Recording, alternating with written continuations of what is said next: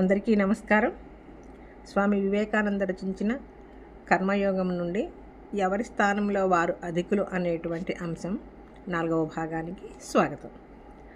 అతి ప్రాచీన కాలం నుండి హైందవ ధర్మశాస్త్రాలలో ఈ తత్వం గుర్తింపబడి ఉంది.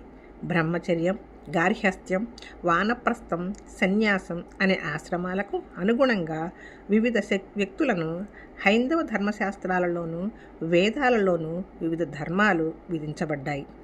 హిందువుల సనాతన ధర్మశాస్త్రాలను అనుసరించి సమస్త మానవాళికి సార్వజనీనమైన ధర్మాలు ఉండటమే కాక ప్రతి వ్యక్తి జీవితానికి కూడా కొన్ని ప్రత్యేక ధర్మాలు ఉన్నాయి. బ్రహ్మచర్యాశ్రమంలో హైందవుని జీవితం ఆరంభమవుతుంది. తరువాత వివాహం చేసుకొని గృహస్థుడవుతాడు. వృద్ధాప్యంలో వానప్రస్థుడవుతాడు.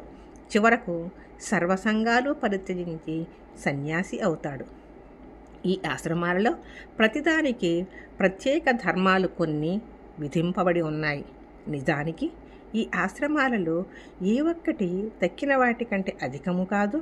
పారమార్థిక కర్మపరాయణుడైన బ్రహ్మచారి జీవితం ఎంత గొప్పదో గృహస్థుడి జీవితము అంతే గొప్పది. సింహాసనం మీద చక్రవర్తి ఎంత గొప్పవాడో వీధులూడ్చేవాడు అంతే గొప్పవాడు. సింహాసనము నుండి అతన్ని తొలగించి వీధులూడ్చే పని చెయ్యమనండి, దానిలో అతడి సామర్థ్యం చూడండి. సంసారంలో ఉండేవాడి కంటే సంసారాన్ని త్యజించిన వాడు ఘనుడవడం నిష్ప్రయోజనం. సంసారాన్ని త్యజించి స్వేచ్ఛగా సుఖంగా జీవించడం కంటే సంసారంలో ఉంటూ భగవంతుణ్ణి కొలవడం ఎంతో కష్టతరం. కాలక్రమాన భారతదేశంలోని చతురాశ్రమాలలో కేవలం గార్హస్థ్య సన్యాసాశ్రమాలు రెండే మిగిలాయి. గృహస్థుడు వివాహం చేసుకొని తన విద్యుక్త పౌర ధర్మాలను నిర్వర్తిస్తూ ఉంటాడు. సన్యాసి భగవంతుని ఉపాసనను ధర్మ ప్రచారాన్ని చేస్తూ కేవలం పారమార్థిక విషయాలకు తన శక్తి సామర్థ్యాలను వినియోగిస్తూ ఉంటాడు. మహానిర్వాణ తంత్రం నుండి ఈ విషయాలకు సంబంధించిన కొన్ని ఘట్టాలను మీకు చదివి వినిపిస్తాను. దానివలన మానవుడు గృహస్థుడిగా ఉంటూ తన ధర్మాలన్నింటినీ సక్రమంగా నిర్వర్తించడం ఎంత కష్టసాధ్యమో మీకు తెలుస్తుంది. గృహస్థుడు భగవంతుని భక్తుడై ఉండాలి. భగవంతుని గురించిన జ్ఞానమే అతడి జీవిత పరమావధిగా ఉండాలి. అయినప్పటికీ అతడు సదా కర్మనిరతుడై తన విద్యుక్త ధర్మాలను నిర్వహిస్తూ కర్మఫలాలను ఈశ్వరార్పణ చేయాలి. కర్మ చేస్తూ కర్మఫలాన్ని ఆశింపకుండా ఉండటం, ఒకరికి సాయం చేసి అతడు మీ పట్ల కృతజ్ఞుడై ఉండాలని భావింపకుండా ఉండడం, ఏదైనా సత్కార్యం చేసి దాని వలన మీకు పేరు ప్రతిష్టలు కలుగుతాయో కలుగవో అనే విషయమే తలపోయకుండా ఉండటం లోకంలో నిజంగా ఎంతో కష్టసాధ్యం. ఒట్టి పిరికి పంద కూడా లోకం తనను మెచ్చుకునేటప్పుడు ధైర్యశాలి అవుతాడు. లోకులు తనను స్తుతించేటప్పుడు మూర్ఖుడు కూడా ధీర పురుషోచిత కార్యాలను చెయ్యగలడు. కానీ సహచరుల పొగడ్తలను కోరక సర్వదా సత్కార్యాలు చేస్తూ ఉండటం నిజంగా మహోన్నత త్యాగం. జీవనోపాధి ఆర్జించుకోవడం గృహస్థుడికి పరమధర్మం.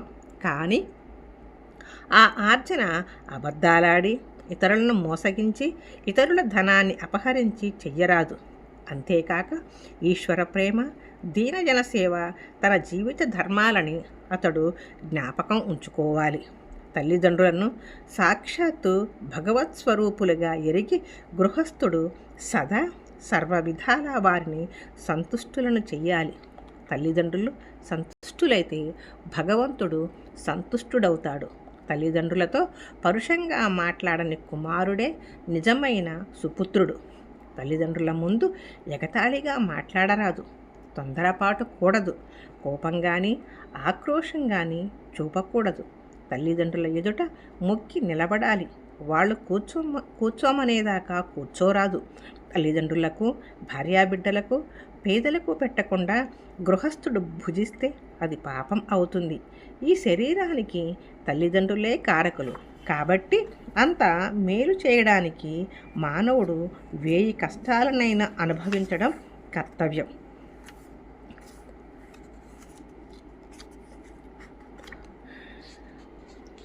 మిగిలిన భాగం తర్వాత ఎపిసోడ్లో చూద్దాము. ఈ అంశం మీకు నచ్చినట్లయితే లైక్ చేయండి, సబ్స్క్రైబ్ చేయండి, మీ అమూల్యమైన అభిప్రాయాన్ని కామెంట్ ద్వారా తెలియచేయండి. విన్నందుకు ధన్యవాదములు.